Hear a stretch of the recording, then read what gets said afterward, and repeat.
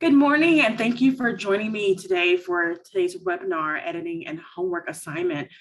Over the next 20 or so minutes, I'll be walking you through a brief overview of editing your assignment. If you happen to have any questions throughout my session, please feel free to chat those into the Q&A box at the bottom of the center of the Zoom room screen, and I'll be sure to reserve some time at the end to address your questions. And with that, I'll go ahead and get started. All right, when you come into your Hawks gradebook, you'll go to the Assignments tab here in the middle. Once under the Assignments tab, we will go down to Curriculum. Underneath Curriculum, what you'll do is just come over to the left-hand side where your section is displayed and click on your section title. This will then open our curriculum screen.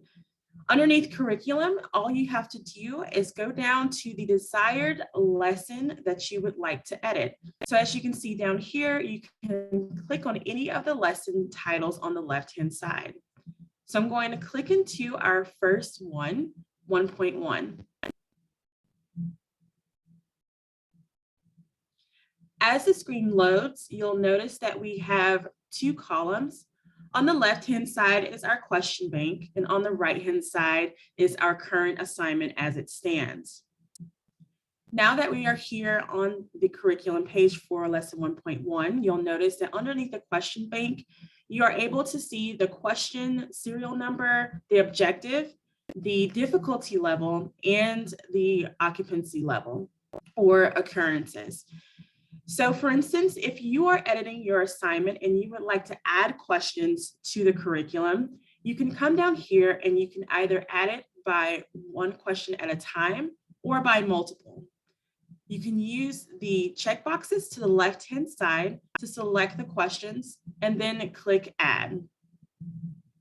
Once you add those questions, you'll see here that you will have an occurrence underneath the occurrence item right here. So under occurrence, you see that there's one question of that type. If you're adding all the questions, you can click the add button at the top here as well. Over on the right-hand side, if you decide that, oh, I've added a question or there's a question within the curriculum itself as it stands that you would like to remove, as I mentioned before, you can remove those questions either one by one with the button on the right-hand side, or you can select multiple questions using the checkboxes to the left and click Remove. You also have the ability, if you'd like, to collapse your questions using this arrow here. So if you want to get a brief overview of all of your questions, you can collapse them using the arrow right here on the right side of that column. The same goes for your actual assignment itself. So some instructors like to use this view to get a quick glimpse at how many questions they have of certain difficulty levels, or just how many questions they have overall in the assignment before they begin adding questions. Now, some of you may be wondering whether or not you can modify the lessons even further by adding questions from other lessons as well, because some instructors do like to combine some of their lessons. You can do this by clicking on the chapter up here at the top to select a different chapter, or if you're using the same exact chapter but just a different lesson, you can click on the lesson number to the right. This will allow you to go to another lesson. Say we're going to go to lesson 1.2. And once we're here, we decide that we want to add some questions to 1.1. We can then go in and add several questions from 1.2 to 1.1. And we'll show them here on the right-hand side. The next thing that I want to show you is customizing the sorting. So for instance, if you would like to customize it by difficulty level or by serial number, you can do so here. You'll just click the drop down on the right-hand side, and then you can select either serial number. You can also do custom order, or you can do the actual difficulty level. By default, all of our lessons are going to have randomized question order. So if you want it to be specific to your class, I encourage you to use this particular feature here. On the right of that, we do have the ability to set that specific sorting order to either practice or certify or both. So some instructors prefer to keep the randomized order for certify, and they want to actually customize the order of practice. For instance, some instructors will go in and say, I want to do low to high only for practice, and then certify randomize those questions. So if you just want to do low to high for practice only, you would just click on the sort column and go low to high, but then you will select practice only. This means that your certify will still be randomized and will still have that testing feature to make sure that students know how to complete those problems in non-sequential order. The next thing that I want to show you here is that you can actually edit the mastery for a lesson while you're customizing it. So you can come up here to the top and you can select the mastery. So for some lessons, you may find that you want students to have a higher mastery level because this is more pertinent to the testing, or if something that they are required to have for that class, you can do that here. You can also go over to the settings here on the top right. And with the settings, you can quickly view the question summary. So the question summary is going to show you the difficulty level, number of questions that fall under that difficulty level, and the steps in those questions. All right. The next thing that I want to show you here is that you can actually edit your Learn screens. So if you haven't done this already, you have the ability to go in and edit the Learn screens for your assignments. Let's give it one moment while it loads.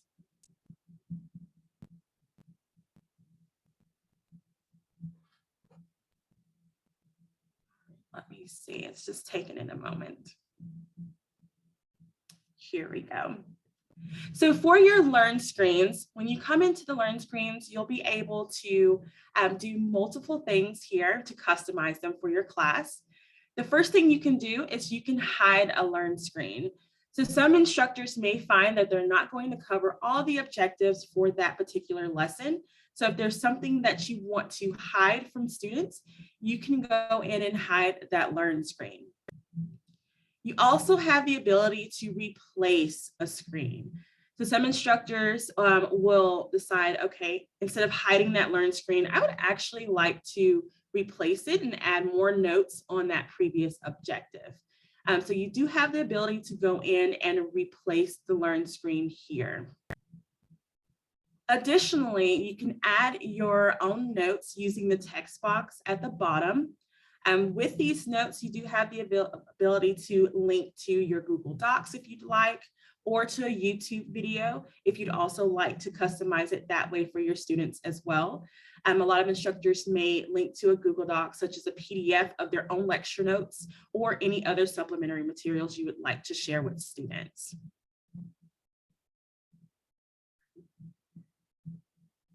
So we come out of our Learn screen here.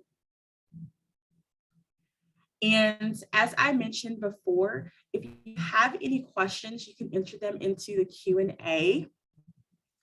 And one last thing that I did want to show you is that at all times while you're editing your lesson, you do have the ability to see any of the values that are generated for your questions, as well as show the answer for them. So if you're going through your questions and you want to actually see the values that are represented under the objective and difficulty level, you can come over to the left-hand side and click on the new values generator. So you'll see here that it's going to change those values that we're receiving. So that way you can see, well, what possible combinations or values will my students receive for these questions if I add them to my assignment. Also, you have the ability to show the answer as well. So if you're wanting to just see the answer as well here, you can do that also. The same thing can be done on the right-hand side for any of the questions here as well. You can also see those values on the right-hand side, and you can also see the correct answer. It's just taking it a moment to load on the left-hand side, but you can see over here on the right-hand side that we do have the correct answer listed here. And then you can also continue filtering through for those value types to get that respective answer. Great. So we hope this was helpful information to go through as you prepare for the new term. I've reserved a little time to address any questions you have, so please feel free to chat those into the Q&A box below. That will be located at the bottom of your Zoom screen, and it'll say Q&A down there. Just click on that and you can go ahead and answer in any questions. I'm happy to go ahead and answer those questions for you, or quickly review anything that we just went over in case you missed it.